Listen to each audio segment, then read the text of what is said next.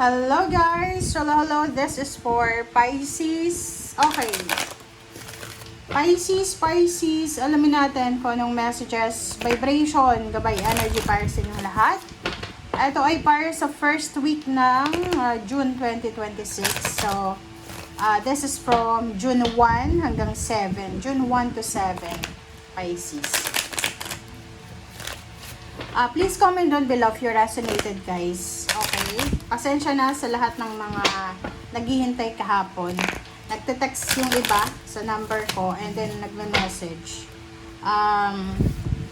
May importante lang tayo, guys, na inaasikaso. So, kaya wala tayong reading kahapon.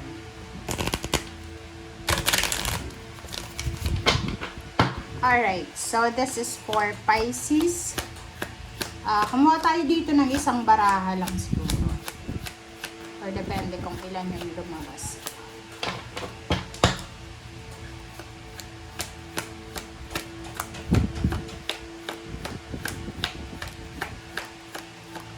Alright.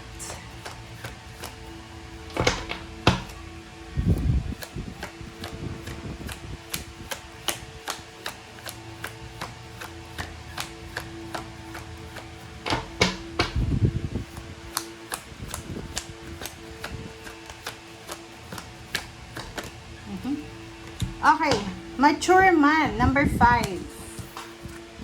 Wow. There's a Pisces here. Na maybe you're dealing with parang may edad na. So, kung ikaw ay isang OFW na Pisces, maybe you're dealing with your boss na medyo may edad na yan. Nasa na siya, senior citizen na siya. Long distance relationship, parang ganon, with mas older sa'yo. Pwede yung iba din sa inyo dito, you have something, parang kailangan na bigyan ng focus.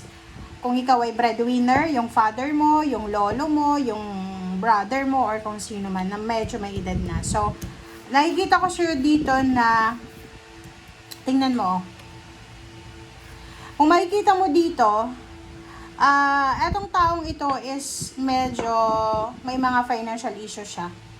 Financial problems or financial issues na pinagdadaanan siguro.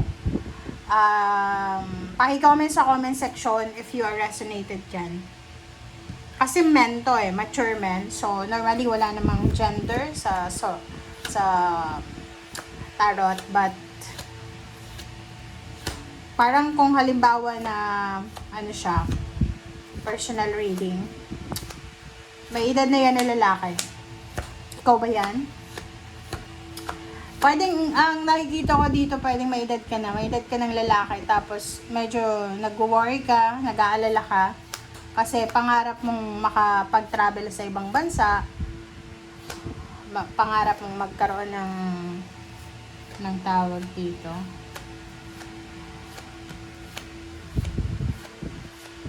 Pangarap mong magkaroon ng stability sa ibang bansa. Parang ganun. Parang plano mong mag-migrate. Parang ganun. Kung nasa Pilipinas ka, nakikita ko sa'yo dito na you're worried sa pagtanda mo. So, nakikita ko na yun yung ilalahanin mo ngayon is paano pag matanda ka na. Parang hindi ka alam kung anong nangyayari sa'yo. Okay? Judication and there's a thief. Okay. So, sinasabi ng baraha sa'yo dito, nako, Pisces, yung baraha mong ito ay nagsasabi sa'yo na this is 6 and 30. Possible kayo na, mag-iingat ka sa linggong ito. You need to be careful. Maging careful kayo, Pisces, ha. This is an awareness para sa lahat. Na sinasabi ng baraha sa'yo na posibleng ikaw ay manakawan, ma-scam, mapagbintangan regarding sa pera na ninakaw mo, na pwedeng umabot siya sa husgado, sa judge, sa kaso. Okay? Another than dito, if you are a Pisces na married ka, maybe you're married, you are connected to someone, with someone, Meron kayong agreement parang agreement yan, ari-arian, papeles, dokumento na kailangan yung asikasuhin together, na may presensya ng judge, ng abogado, parang ganun. So, yun ang nakikita ko sa'yo dito.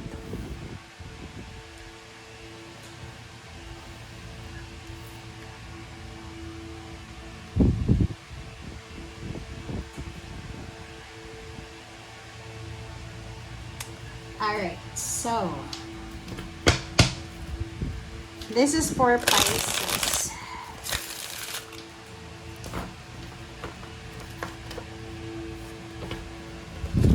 Wait lang guys.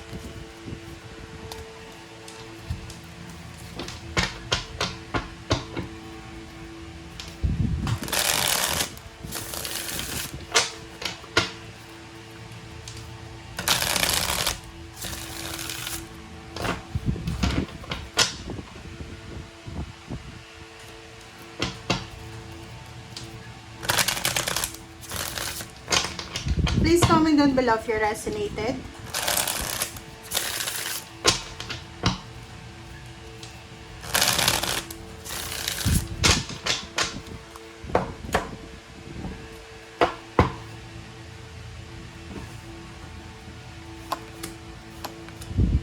Okay, first two cards tayo.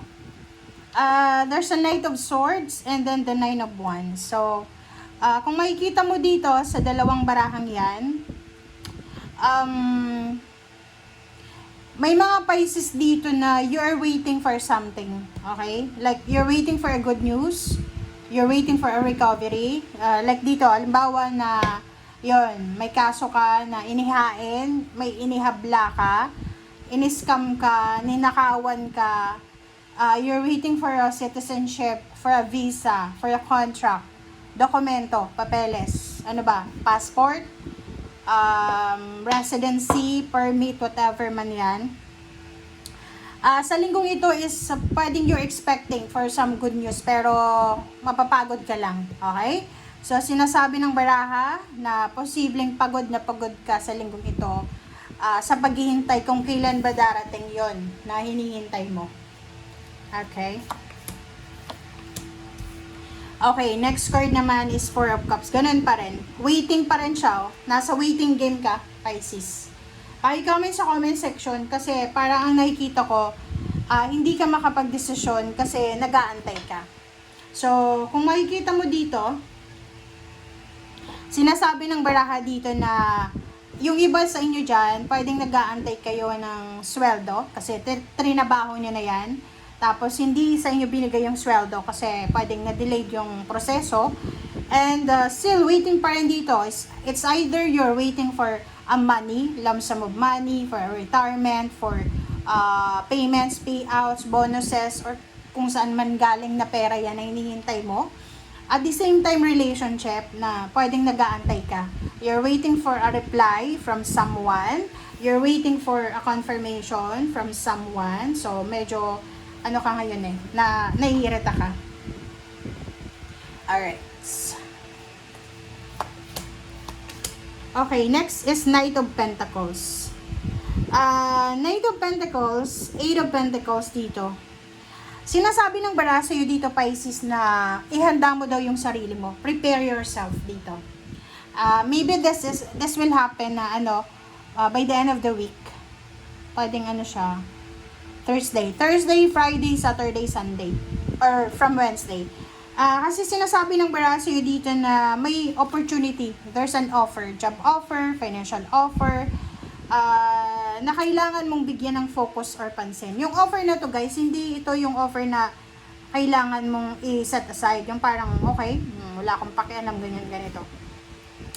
Sabi ng baraha dyan sa'yo, you need to focus, okay? Mag-focus ka sa mga offers sa'yo.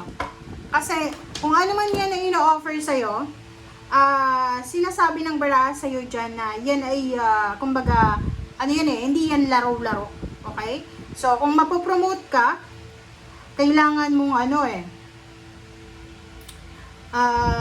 kailangan mong, ang tawag dyan, bigyan ng focus Bigyan mo ng focus. Alright, wait lang guys.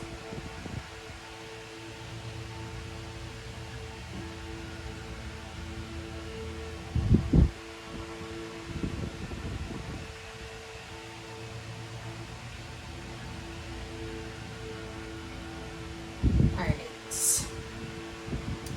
Okay. This is for Pisces. Kasi eto, yung darating na to sa'yo, hindi siya yung parang parang pwede nating walang bahala. Kasi ano yun hindi lang ikaw yung nag-aantay dyan. Pwedeng promotion yan, salary increase, higher position, or whatever man.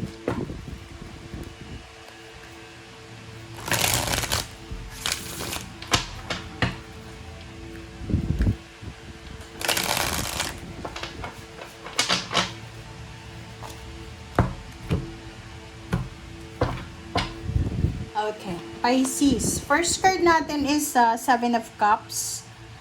Several choices and options. Nakikita ko sa'yo dito na siguro sa linggong ito, may mga Pisces dito na medyo sila, hindi sila masyadong masaya kasi parang limited yung options and choices, pero hindi naman lahat. Kasi eto, may mangilan-ngilan din na Pisces na sobra-sobra yung options and choices mo na pinagpipilian or pwedeng pagpilian. So, nakikita ko sa'yo dito na kailangan mong mag-isip. Hindi yung overthinking guys kailangan mong mag-isip lang. Pag-isipang mabuti lahat ng actions, decision making mo. Kasi ilang beses ka ilang beses na itong nangyari sa buhay mo. So, kailangan mo dito ng masusing pag-iisip. Okay? So, yung Seven of Cups mo dito, this is, tawag dyan, mga options na posibleng ihaharap sa'yo ng universe. Love life, ganun din. So, sinasabi ng bara sa'yo dito na if you are single, don't settle for a relationship. May choice and options ka. Okay? Paki-comment sa comment section. Pisces, makinig ka. Single, babae or lalaki. Huwag magsisettle sa kung sino-sino lang. Okay? Pag-aralang mabuti, kilalaning mabuti, kung yung taong yan ay talagang mabuting tao. Kasi sa panahon ngayon guys, sa pakikipagrelasyon, hindi importante yung itsura. Kasi sa panahon ngayon, hindi mo na alam yung totoo na itsura or hindi. So, wag tayong magpadala sa mukha. Like maganda, gwapo, mestizo, ganyan-ganito. You have choices and options. Huwag kang magsisettle sa mga bagay-bagay na hindi mo deserve. Diba? Kasasabi ko lang sa'yo Plus, dalawa yung teeth mo. So, this is Seven of Swords. So, you need to be careful. Kasi, talagang may mapaglaro So, kahit sa pera, halimbawa lang ngayong negosyo, wag kang maglalabas ng napakaraming pera. If it's not, importante. Pero kung importante yan, may selebrasyon, birthday ng kapamilya, may mga bills, okay lang yon. Pero yung mga investment na yan, wag kang mag-invest ngayong linggong ito. Palipasin mo lang yung first week ng June. Kasi possibility, maloko ka, ma-scam ka. Sa relationship ganun din wag kang magmadali. Don't settle for less. Don't settle for a cheater. Ganito yun guys. Okay, so may mga tao na mabilis silang magtiwala. And yun yung pinaka-struggle mo sa linggong ito. Kasi sa love life, mabilis ka lang maloko So, maging careful ka Maging careful ka. Alright. Diba? Andito yung tower So, sabi ng tower sa'yo dito, huwag kang kasi posibleng bumagsak yung foundation mo talaga. Kung like halimbawa, ang tagal mo ng single. Okay, eto lang sa mga relationship. Tagal mo ng single, tapos magsisettle ka lang sa isang tao na masama or tao na manluloko, may history ng panluloko or cheater. Diba? So, kailangan Trabaho man yan, negosyo, love life, decision making sa pamilya, kailangan mong mag-isip ng mabuti ngayong linggong ito.